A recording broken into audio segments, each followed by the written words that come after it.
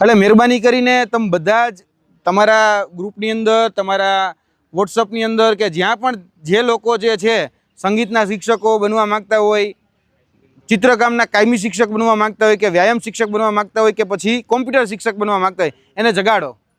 કારણ કે જાગવું તો પડશે જ. વિવેકાનંદે કહેતા ઉઠો જાગો ધ્યેય પ્રાપ્તિ સુધી વળગાર્યો.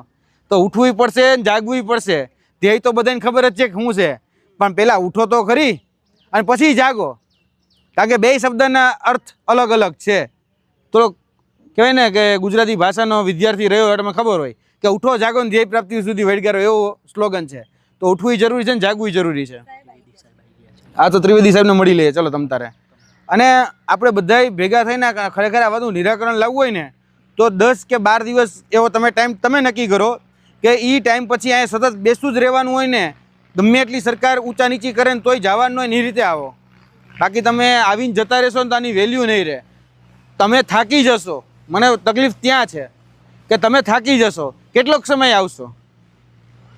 કારણ કે સતત આવીને જવુંમાં તો તમે ટ્રાવેલિંગમાં થાકી જશો. 10 ફૂટના 10 ખાડા ખોદવા પાણી ન આવે.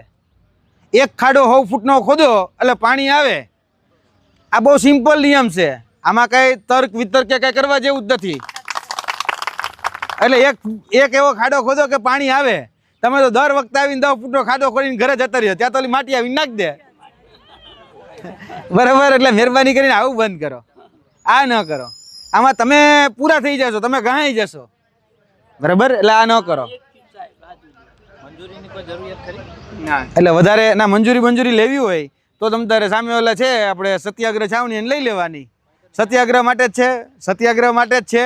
તમારો લેટર પેડ છે એમાં કહેવાનું કે અમે સંગીતના શિક્ષકો કે કલાના શિક્ષકો છીએ, ચિત્રકામના શિક્ષકો